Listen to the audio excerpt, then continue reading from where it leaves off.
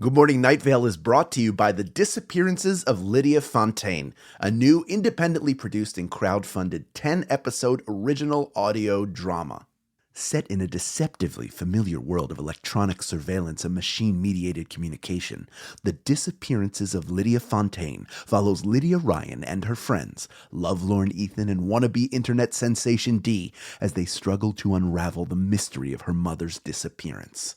Escape the sinister Fontaine family, and survive the feud over her grandfather's supernatural legacy. It weaves bitter family drama and high-stakes intrigue with fantasy and cyberpunk elements to create a surreal mystery about secrets and grudges, old books, big data, and the promise of infinite knowledge. And do not forget the talking birds.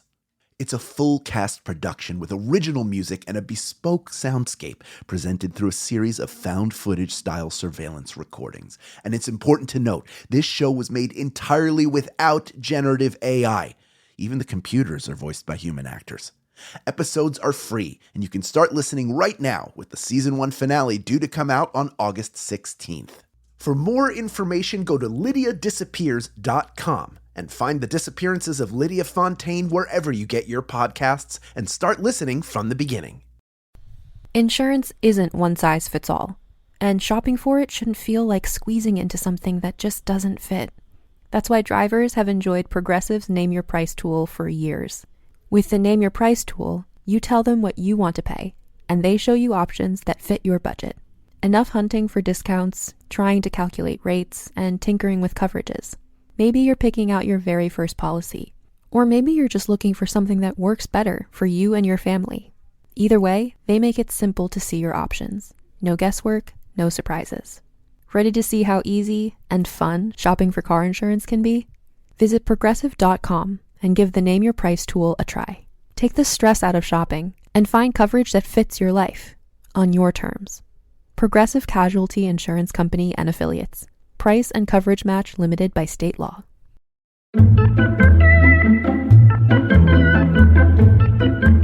Bananas are hardly that slippery. But watch your step anyway. Good morning, Night Vale.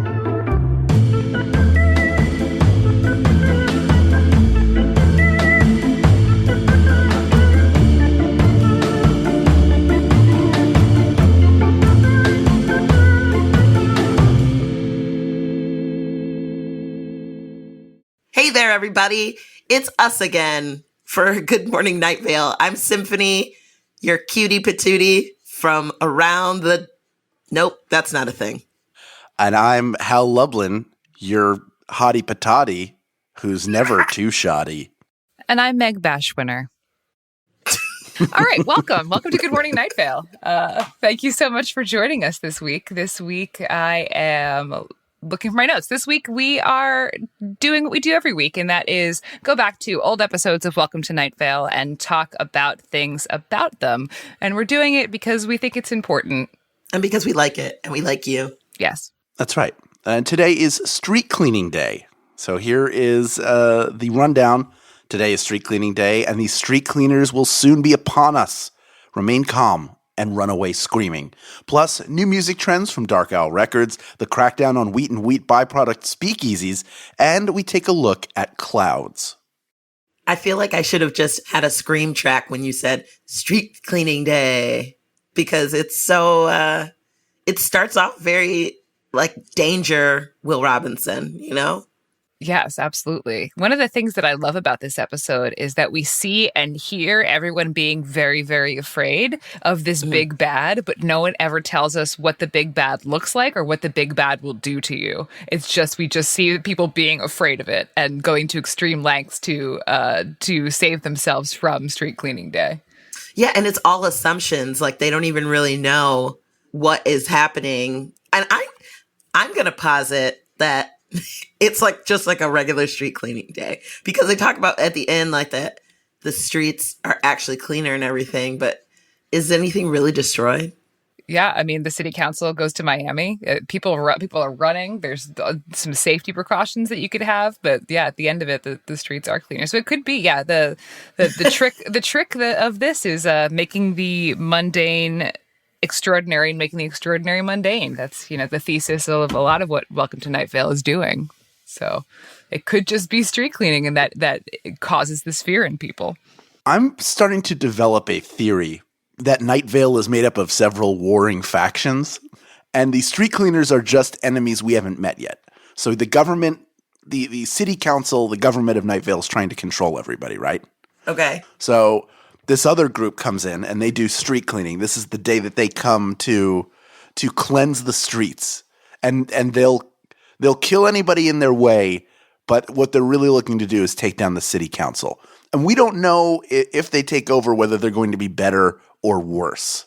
So kind of like the Purge mixed with a coup. It is kind of purgy. I put in my notes as like street cleaning day is like the Purge. Does it mean something different? Are the streets being cleaned of people? And then when we got to the Paul, who lives in the lean-to by the library, just faked his own death, it definitely sounds more like a Purge. Like they're cleaning out population, including and especially people in power. Yeah. Well, I just think that the city council themselves are generally pretty cowardly. Every time we're faced with any sort of danger or any enemy, they hightail it out of town, or they hide, or put someone up else as the governing body. They're not even trying to do anything to really help the town. They're just trying to save their own multi-limbed skin. Agreed. They're very self-serving and corrupt, as we hear about when they're cracking down on the wheat and wheat byproduct speakeasies, and maybe they're taking some payoffs from Big Rico. So, yeah, we have a corrupt, self-serving town council. Well, people in power want to stay in power. It's true. The Big Rico's thing was kind of, even though it wasn't surprising, because remember, Big Rico's burned down every other pizza place. Yes. That's why they were the only one in town. Right. So I guess it isn't too far of a stretch, because I was like, wow, they're resorting to bribery. And then I don't know why I'm surprised now thinking back on it. Yeah, that's everything. It's such an insidious town. Everything is like, you don't want to turn over too many rocks. So many times over the course of explaining the show to people, and this was written somewhere, I don't know if it was the official Reddit for the show or from an interview with Jeffrey or Joseph, but the idea that it's a town where every conspiracy theory is true. So if that's the mode that they're into when they're writing this, then you kind of have to assume that almost any conspiracy theory you could have is correct, whether it's actually intended in the writing or whether we've been conditioned as an audience to assign our own conspiracy to everything, and then whatever plays out, we can somehow retcon into fitting into whatever our thought was. Yeah, I think that is pretty well displayed with the Sheriff's Secret Police and the whole thing about the clouds, and how we're not stop looking at the clouds, and Cecil's message was censored and all that. So, there's always these dark undertones of menacing government agency or some sort of strange cabal that's going to be preventing you from getting the actual truth out to people or caring about it or thinking about it ever again. Right. And by the way, I love clouds.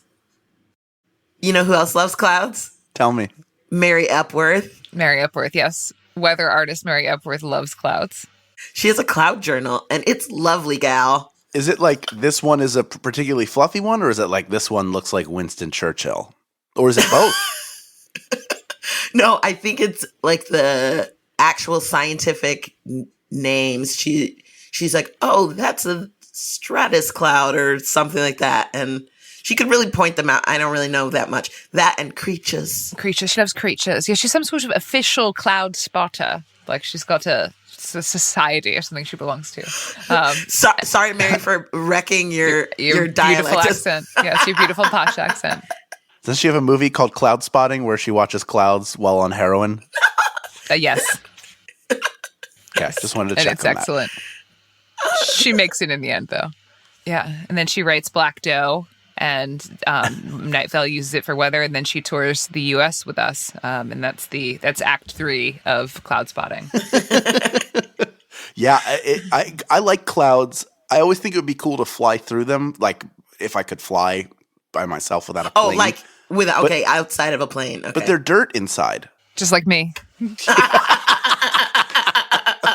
They're just like Meg. They're dirt inside. Dirt inside. If you were to fly through Meg, you would come out looking like Pigpen, and I don't want that.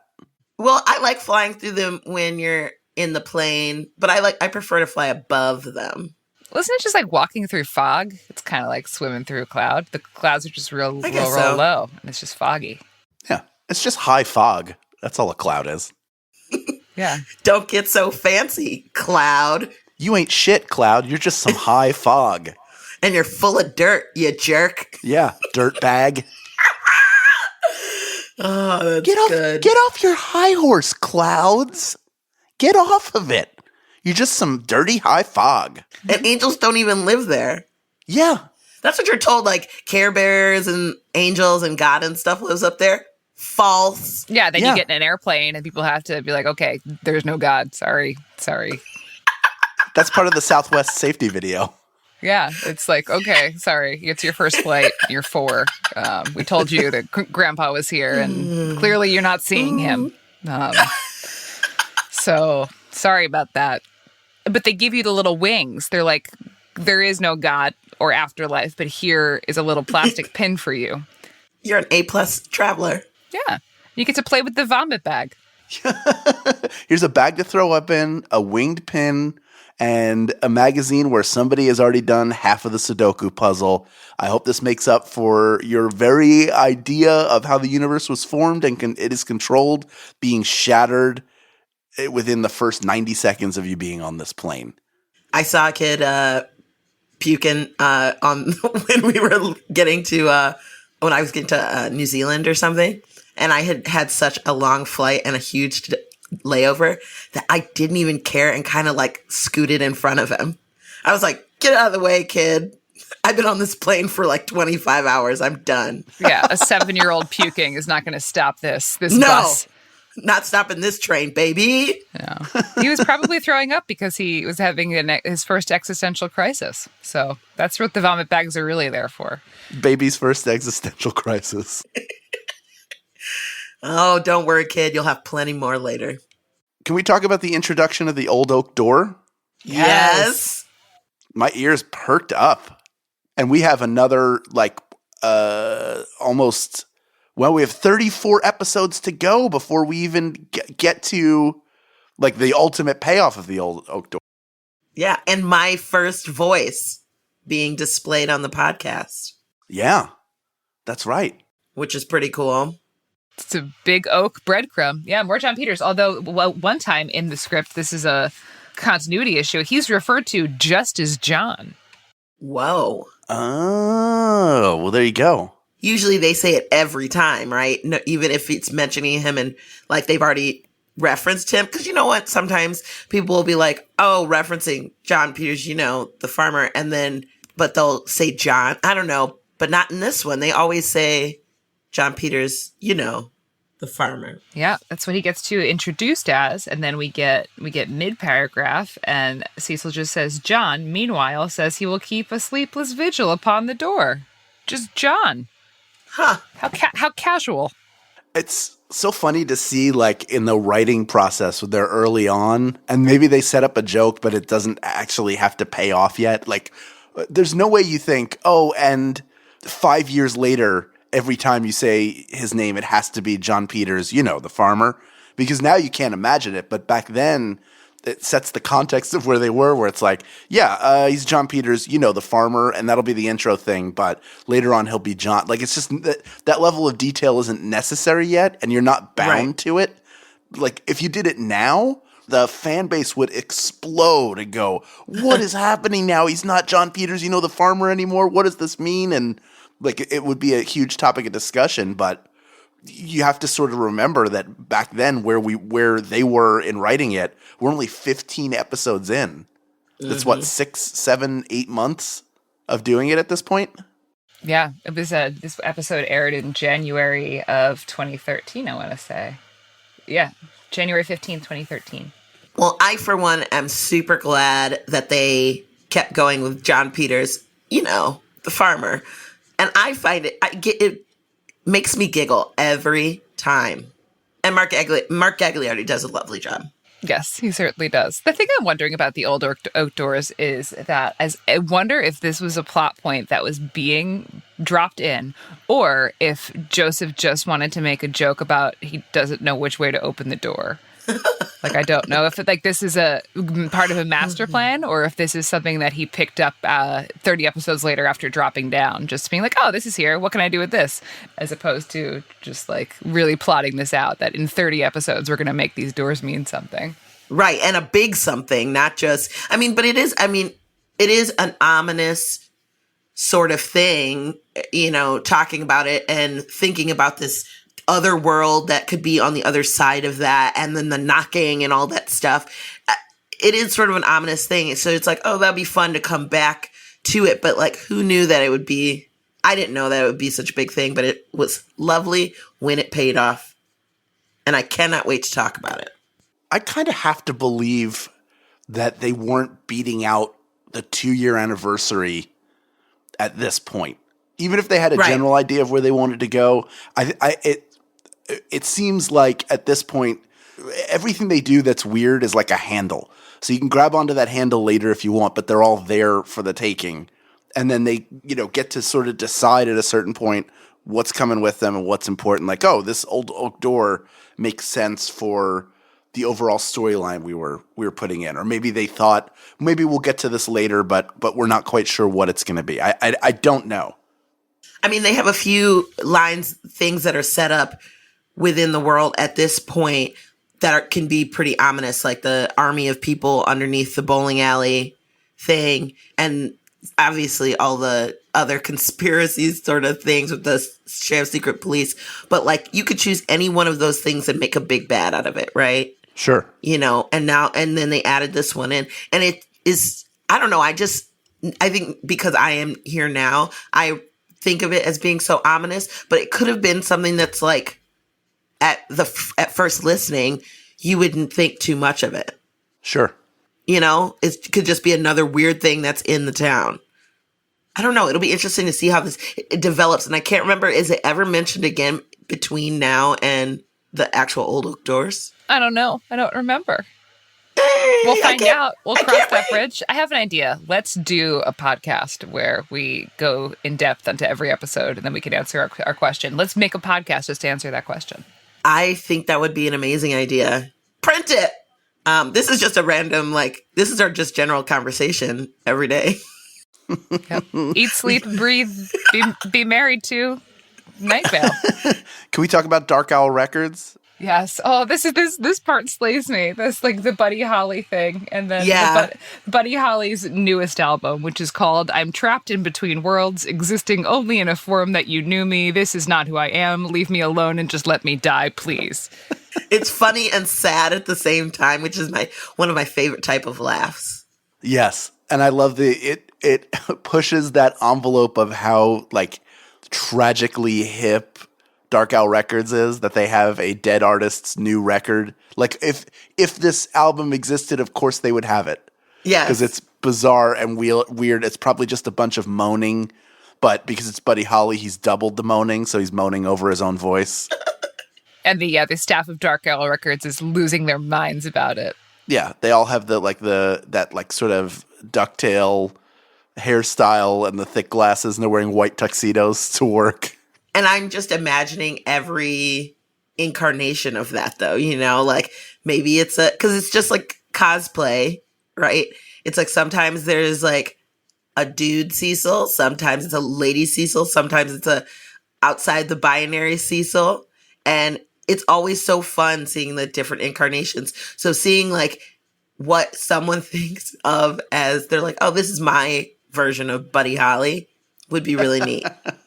We'll hop into the world of Night Vale in this fantasy we just made up that the Dark Owl Records staff cosplays as Buddy Holly for this week. Yes. They're totally over it by next week, and they they forget that they ever thought this was cool next week, but this week. Did you ever see Empire Records? Did I see it every day of my adolescence? Yes, Symphony. I have seen that film. The guy, what was his name? Rex Manning. Rex Manning Day. I'm imagining that's what it's like, except more Night Vale. Yeah, I've never thought about it that way. And now all I want to do is think about it that way. It's Empire Records, but all Night Vale. Yes. Who played Rex Manning in that movie? Maxwell Caulfield, who's also in Grease too. Oh, right. Wow, that trivia is tight. Yeah. Well, those two movies I've seen quite a bit. There was one summer when I was staying with my friend who lived just outside of Chicago, and at the start of the summer, we went to Blockbuster Video. We rented 2 films. We rented Spice World at Empire Records. We watched them both every day for a month. Yes. Wait, you must have gotten terrible fines. Yes, I'm sure we did. But also, I've seen Grease 2 a lot because I am a fan of that film. I'm aware it's terrible, but I have a mantra that I live by is that just because something is bad, it doesn't mean that I have to hate it. And just because something is good, it doesn't mean that I have to like it. So it's a good guiding principle for life. Yes. Yeah. Hey, can we talk about the predatory birds? Birds, Symphony, yes. Your favorite. You know how much I fucking hate birds. Although I did see a video today of like a parrot with a bunch of, or a parakeet with a bunch of like baby parakeets or whatever. And it was like, feed the babies, feed the babies. And it was really cute.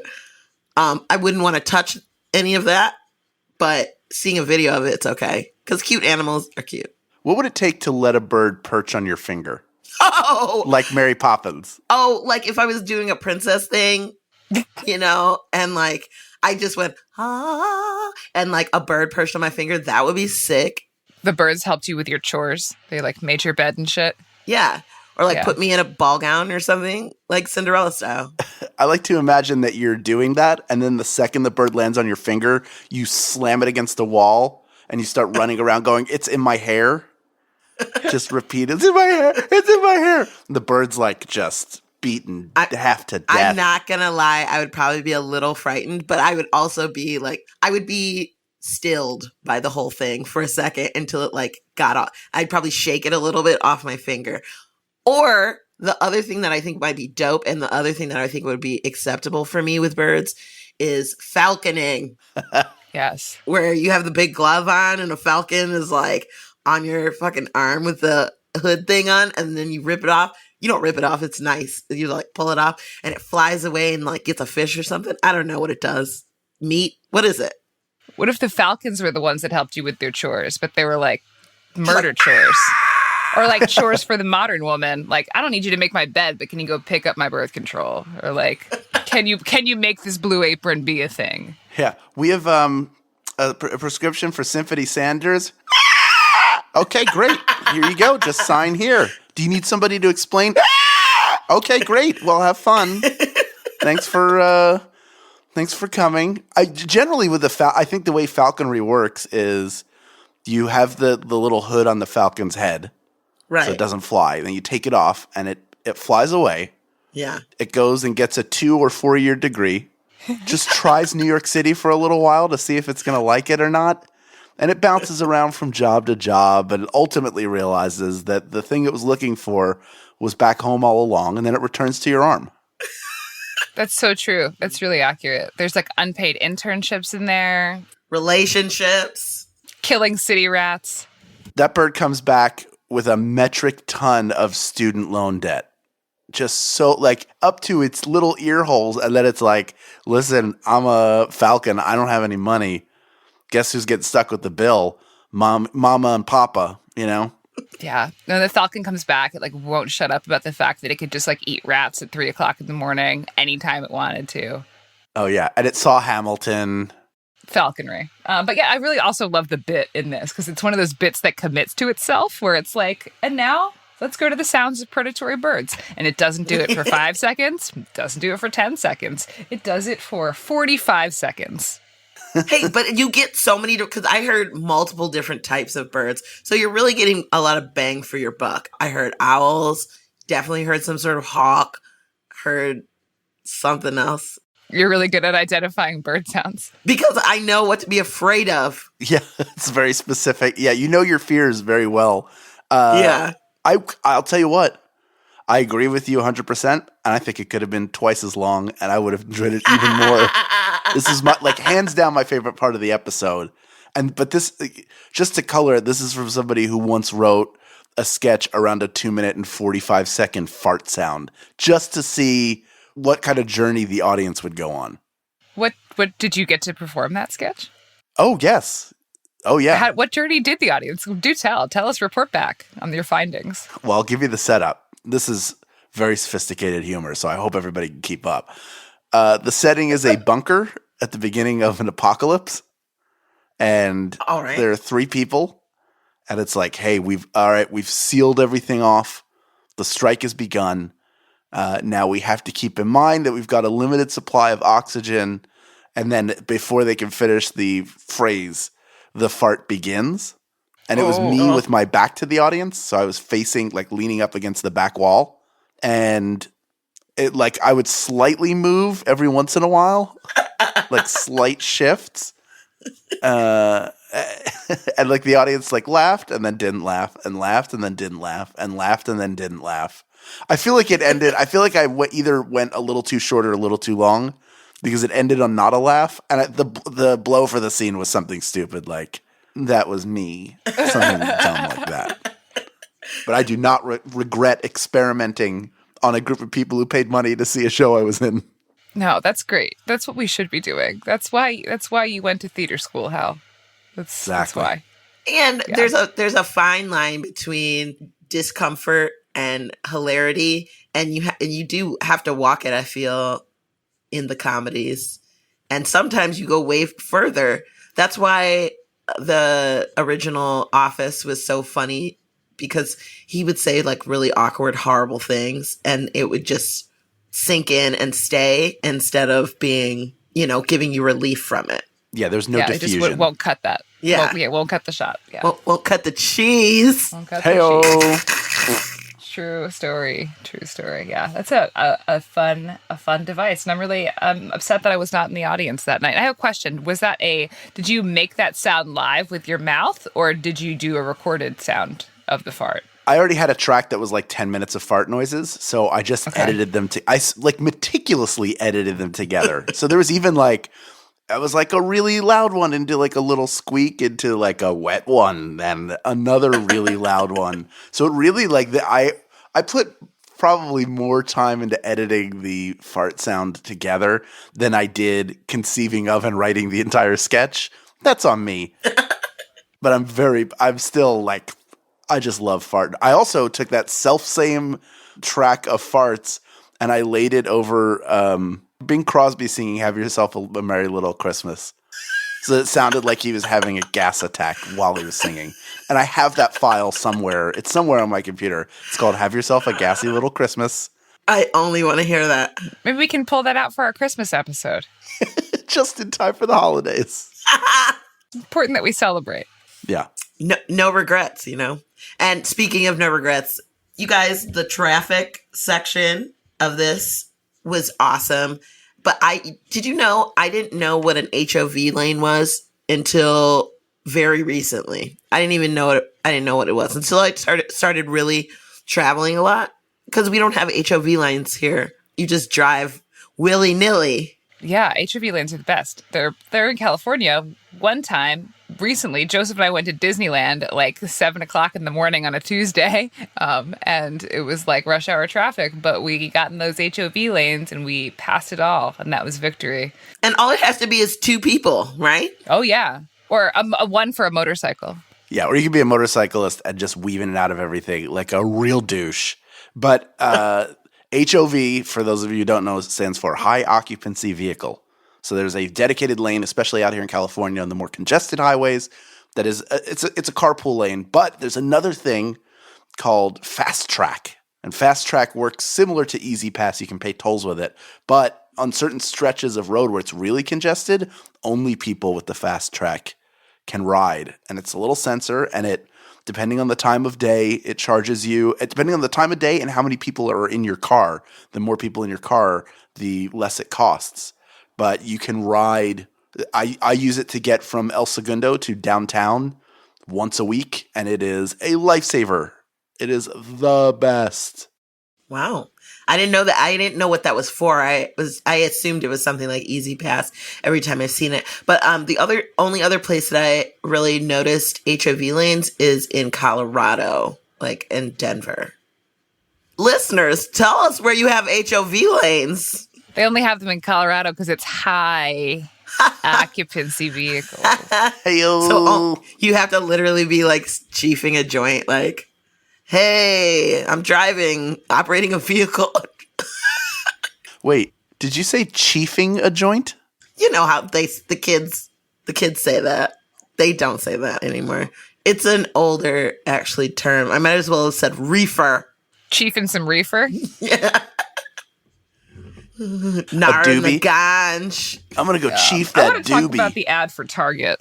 Oh, the silence. Yeah, the ad for silence. I also want to start to talk about how this has become a trend in the writing pattern of the show, is that occasionally we get ads and sometimes traffic sections that are really just like, and now we go to our high concept prose section. I love that, though. Yeah. I find that so interesting, and it's usually something very thought-provoking. And then sometimes it'll go creepy at the end. Sometimes and this one does kind of, and maybe that's just Cecil's read of it. And then sometimes it'll go funny at the end, you know?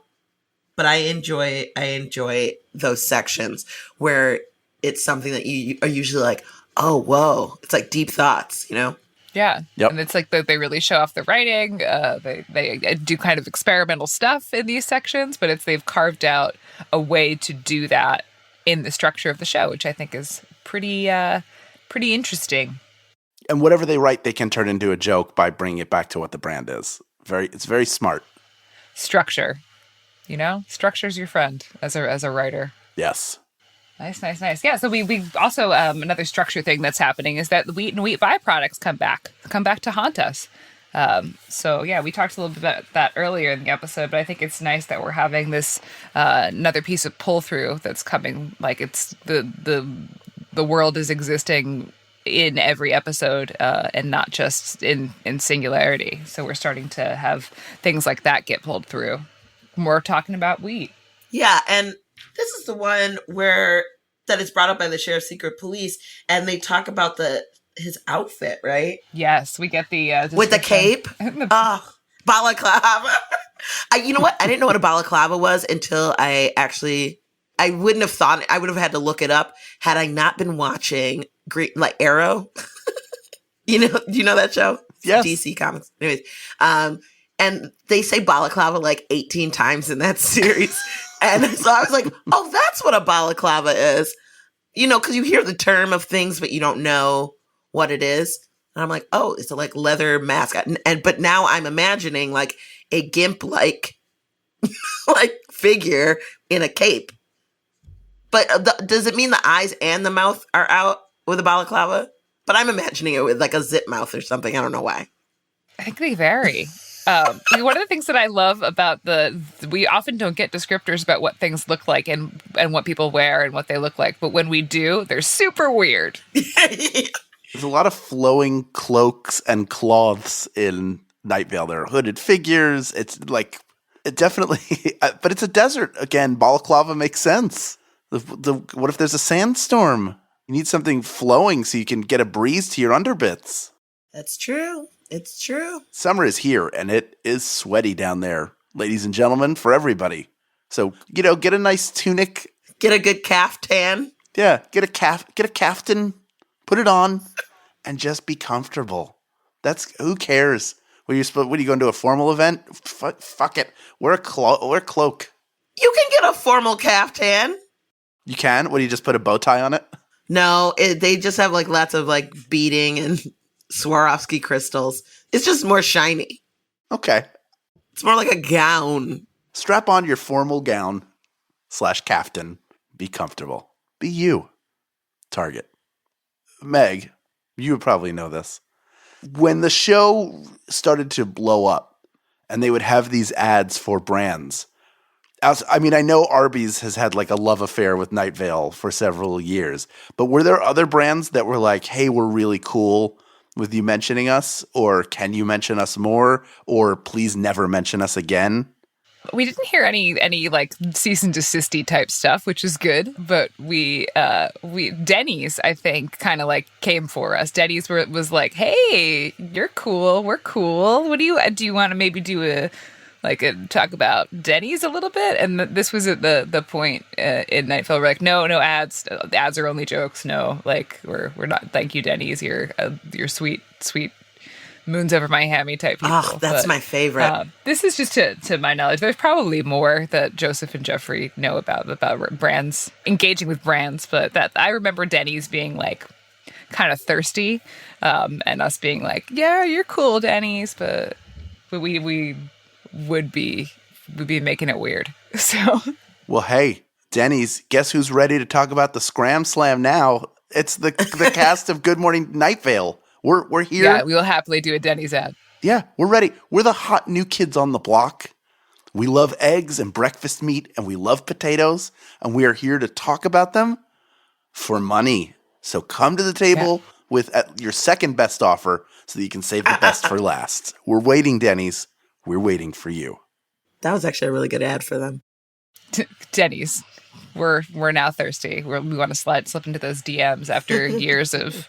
We were with someone else at the time, Denny's. Like, it was, we weren't really looking to be dating anyone. You were seeing IHOB. Y'all, we're like literally that guy that slides into the girl's DM and it's like, sup, after ghosting her for like 6 months. Hey, I wasn't part of that decision. I'm here now, Denny's.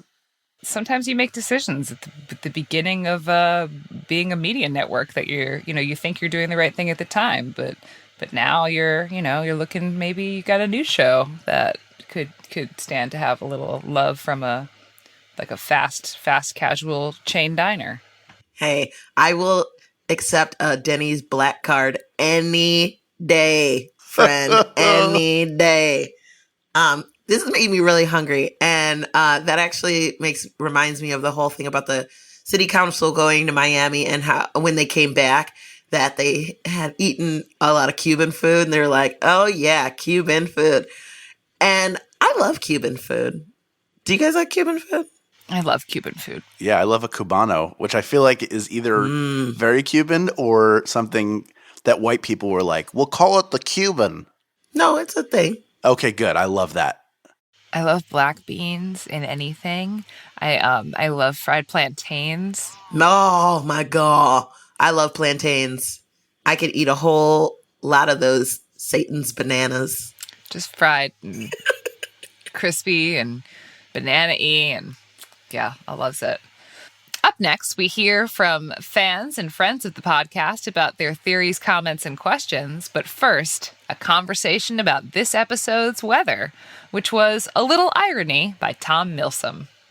Here's a little irony. Yeah, this is a controversial weather. Tom, at the time, was a young YouTube musician who Joseph actually hung out with him, I think, in London one time, back right before Night Vale was really all that popular. Back in, I think it was 2013, early 2013, right before that this song was on the podcast, and. Yeah, so it's a fun song. I think it's a unique voice. He's like a adorable little ukulele musician. Yeah, and then in 2014, some allegations came out about Tom that he is engaged in an inappropriate relationship with some underage fans. Tisk, tisk. Tisk, tisk. How I feel about that is a little embarrassed that this song is actually still the weather for this episode, is how I feel about that. That's a tough thing. Not to promote a person who did a wrong thing, but I guess they could change it, right? I think they could. I'm not sure. I wonder if I should ask Joseph and Jeffrey about it and see if it's something that they have considered. I hate to talk out of school and not give them an opportunity to say why this still stands here. But yeah, it's interesting when things, and now we're like, this was 2014 when all that kind of went down with him, and now that in 2018, it's something that is very much in the conversation. It was in the conversation in 2014 as well, but now I think that it's become a global conversation that we are having about listening to people when they say something about someone, and then also the relationships that people have with their fans and with other people professionally. I have opinions about relationships with fans. I think that I think that fans are great, and I think that the artists and the fan, sometimes their friendships can form there because they do have this common bond and connection. But I think that it also is a bit of murky ground ethically and morally when it comes to consent because of the power dynamic. Exactly, Symphony. Yeah, that's a tough one. Because it's a great wide world out here, and sometimes, when you're on the receiving end of accolades and attention and affection, or you're on the road, you can, some decisions can be probably skewed. But personally, I try and keep a hard line. I personally also try to keep a hard line. But yeah, so that's... But you're married. That's easier. One thing to think about the situation. Then there's the one thing that is, I think, always 100%, no questions asked wrong, and that is dating and engaging in relationships with people who are underage, whose age varies from yours, and they are under the age of 18 and by several years, and you are over the age of 18 by several years. That is a big no. You gotta... That's it. No, we just have a rule. The rule is 18. So it's not that hard of a rule, I don't think. I feel like most people in the world, there's very few people who are 0 to 18 and a whole lot more people that are 18 to 118, So stay in your own pool. I go for the 118-year-olds personally. Love those centenarians. Nope. Is that right? No. That's a super centenarian. Right? Ooh, Centaurs. That is a centaur. Just to sort of chime in, because I've been kind of quiet, and part of that is because I am a white male, and my voice is heard enough on things like this. Oh, Hal, you're nice. Great. Not my personal voice. I do not speak for all white males, nor do any other white males speak for me. But I would change it out personally. I think it should be changed out. Maybe for a female artist. And the reason why is because this show is such a large platform. And it was already a very large platform in 2014. So anybody who is featured on the show, you're giving them access to a large audience. And that is a privilege for the people who are part of it. And also in my mind, listening to it, I think there's been one time, and I've been pretty vocal about this in the first 15 now episodes, where I felt like the weather was in any way integral to what was happening in the episode. In the story, it could be any piece of music. So maybe, especially now, then I don't know now. Maybe it's been too long, but I think there's no need for it to be on there anymore. That's my personal feeling. And I had forgotten all this. You had to fill me in before we started recording because I forgot. And now talking about it, I remember reading about it when it happened and going, "Oh, that's super creepy." Yeah, I remember talking about it when it happened too, because this song was in the show well before we had found out about these allegations.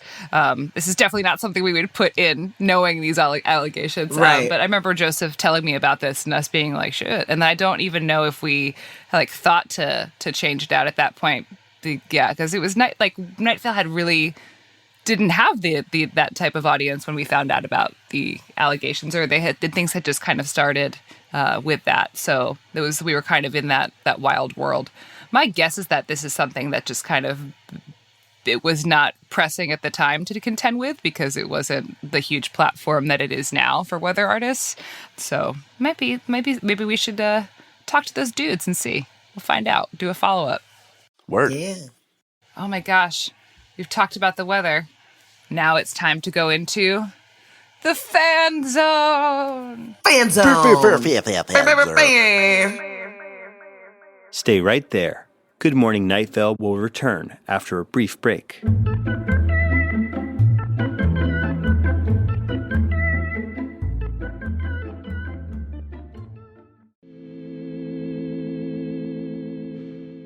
Get out your calzones, because we're in the Fan Zone.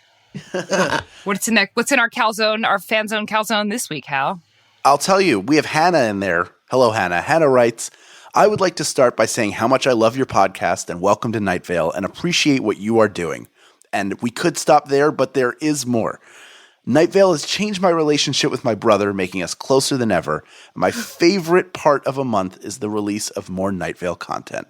Awesome. Aww. What I'm emailing to this is what Hannah's emailing to say, because that all is a wonderful message. It was lovely. Yeah. Hannah, so far so good, top marks. What I am emailing to say is that I have a theory that explains why the weather is music instead of an actual weather report. Oh, I'm looking forward to this. My idea is that the secret police, or vague yet menacing government agency that controls Night Vale Radio, edit out the weather content and replaces it with music so as to prevent listeners hearing about what I believe is forbidden content in this strange desert community.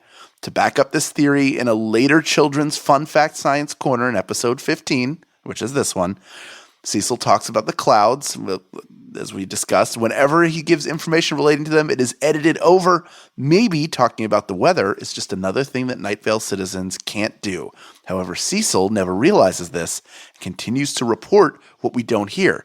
I hope you like my theory and keep up the show. We have no plans to ever stop. First of all, Hannah, thank you. And I think that is a very good and solid theory, and it definitely supports and sort of covers, so then it doesn't matter what the weather is, because we'll never know what it actually is. And the idea that clouds are censored definitely feeds into that. So, I mean, I'm down with that as a theory, and I'm going to use your theory, Hannah, in the future when I listen to the show. I love that. I think that theory is that seems logical to me. So I'm going to second that. Yes, I second that, and I also don't get behind censorship ever. But if you're going to have censorship, at least make it cool. So right, and the music is pretty cool. Yeah, it's cool. It's cool. Interesting. Let's put some new art instead of just the redacted sound. All right, cool. So still in the calzone, we have Steph in the calzone fan zone this week. And Steph writes, so onward to my fan theories. Episode 15, Street Cleaning Day, remains to this day my favorite episode. I can't explain exactly why, but if I had to guess, it spoke to the part of me fascinated with the stories about when War of the Worlds was broadcasted. I hadn't been on a bus when I listened to it, I would have been closing all my windows in my apartment. I love to ponder what the street cleaners look like. I think they look generally similar to your average street cleaner, but taken to horror anime extremes. Instead of the usual paint scuffs, there are streaks of blood, maybe tufts of hair in the seams, and leaves eternally stuck in the bristles. Oh, and it has mechanical arms to pick up the larger pieces of, quote, debris and throw it into a giant bin on its back. Did I mention it's mildly sentient in my theory? No driver, but automated with the directive that the streets must be cleaned. So Steph, yeah, thank you so much for writing into us and saying that you would have created the ambiance in a world for this had you not been on a bus. And I appreciate you not doing that on the bus, because sometimes when people are weird when I'm on the bus, it makes me nervous. So thank you for keeping it cute on the bus. But also, I think that's great that that theory that you have about what the street cleaners look like and how you imagine them and how it is just this amplified version of normal street cleaning. Agreed. I like the idea that there's like blood. It's like a Mad Maxy sort of type of street cleaner. But I'm still in my head. I still just imagine that it's just a regular street cleaner and no one actually knows what is going on. And they just hide for no reason because they're told to hide. But I think that's a wonderful idea of that. So we're going to keep on going in the fan zone. And Mary writes, during the conversation about the colon cleansing thing, a restaurant called the Yellow Deli was mentioned. I would just like to say I got really excited to know that people from my favorite podcast had eaten at one of my favorite restaurants in my town of residence. That's all I wanted to say. Stay weird, everyone. Thank you for your time. No, thank you, Mary. Yes, Mary. Thank you for writing us. Thank you for writing us about, we talked about in, what episode was that? Episode 7. We talked about our trip to the Yellow Deli and our colon cleansing. So thank you so much for reaching out to us. And we really appreciate going to all of your local restaurants and not joining all of your local cults. Also, it's just very good. They have great soup and great bread. I'm not going to fault them for that. Bread. Oh, that sourdough. Yeah, with the butter. Oh, so buttery. Unless someone slips a note under my soup that says, help me, I'm good, you know? It's alphabet soup, and that's what the letters float up to the surface to spell. You eat it because you show up hungry and you eat it right away, and you're missing the SOS. Alex writes, hi there. I love the Good Morning Night Vale show and honestly everything else on the network. Thank you, Alex. Hello to you, and you have excellent taste in podcasts and networks. Theory number 1. The lights in Radon Canyon are related to the lights above the Arby's, and maybe the world government or Deb, a sentient patch of haze from episode 8. Theory number 2. Welcome to Night Vale and Alice Isn't Dead take place in the same universe. Theory number 3. This one is for the future. John Peters is omnipotent and was somehow related to the orange juice thing in a different way. Maybe he secretly knew that it would transport people to the desert other world. I messed that up. It's fine. Let's keep going. Opinion, not a theory. Sheriff Sam has the best voice actor. Wow. If I need an organ donation, I choose Hal. He's the best. Well, guess what, Alex? If I'm not your favorite voice actor, you ain't getting my organs. I'm going to have them ground up and burned in front of you. So take that. And thank you for writing in and for your theories. That is a lot to think about, and I'm curious to hear what other fans think about that as well. Great. We also hear from Courtney, and Courtney says, this may be a silly theory, but what if the city council was trying to get onto that low-carb ketogenic diet, but wouldn't want anyone to notice? So they released the snakes and the destructive spirits so that everyone would throw out their wheat and its byproduct so that they would feel less alone in their dietary choice. Listen, it's hard to be on a diet. I think that's something that we were just talking about that before we started recording. And I think that the city council is crooked and self-serving. So I think, it's possible that it could be solidarity that they're trying to seek and getting it through destructive means so that they could move forward with their low-carb / ketogenic diet. I agree. Courtney, I'm there with you. Woo! That is a tough theory, but it fits. If it fits, you must not acquit. Yes. Is that right? All right. Thrin writes, I really dislike everything in Night Vale is a hallucination type theories, but I like the idea that what happened with the wheat and wheat byproducts actually is. Some folks theorize an outbreak of the fungus Ergot. Is that how you say it? Probably Sure. Ergot in this case. Ergot. by L'Oreal. Yes, Ergot by L'Oreal, which infects wheat, is part to blame for the Salem witch trials. Ooh, really? I didn't know that. While very uncommon now, weirder things have happened in Night Vale. Ergot, as we're going to say it from now on, can cause hallucinations, and many similar things were reported as evidence of witchcraft in the trials. I also like to theorize everyone in Night Vale has celiacs like me, but of all the symptoms that is caused me to experience, I've never had hallucinations, and I've never heard that folks have. Therefore, this theory holds less proof to me and is admittedly probably just me wanting my favorite characters to be like me. Love the show, both of them. Thank you. Thank you, Thrin. And talking about Ergot. Yeah, that's such a fun fact. I didn't know that theory that the Salem witch trials might have been caused by anything besides just painful misogyny and patriarchy. Right? I didn't know that either, but that's fascinating and would make a lot more sense than just pilgrim ideology. Right? I'm into it. I'm going to do some more research. But and also, thanks for sharing that, Thrin. I appreciate it. I think we have all the ingredients of a gluten-free Fan Zone Calzone. Oh, God, calzone is so good. Well, that's going to close it out for today. I want to thank everybody for listening to us today, this week. And next week, just know that the phone call is waiting for you. And we will speak with one of the voices of Carlos and the number one person of all time, Dylan Marin. Good morning, Night Vale. Good morning.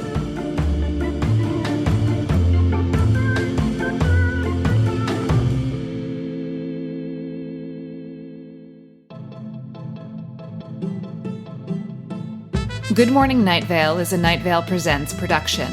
It is hosted by Symphony Sanders, Hal Lublin, and Meg Bashwiner. It is edited by Grant Stewart. It is mixed by Vincent Cacchione. It is produced by Meg Bashwiner. Theme music by Disparition. Special thanks to our fans who submitted their thoughts this week. Leave us a voicemail at 929-277-2050 or email us at info@goodmorningnightVale.com to share your theories and ask questions, or to claim a free iPhone 6 Plus case that I accidentally bought thinking it was an iPhone 6 case. It's real cute. It says bitchin' and sippin' on it, and it's shaped like a milk carton, and I will mail it to you. For real, just let me know. Thanks. For more information on this show, go to goodmorningnightVale.com. and follow us on Facebook and on Twitter at Night Vale Chat. Special thanks to Christy Gressman, Jeffrey Craner, Joseph Fink, and Adam Cecil. Today's adverb is meteorologically. Meteorologically, if a meteor was headed directly for us, it would be the least of our problems.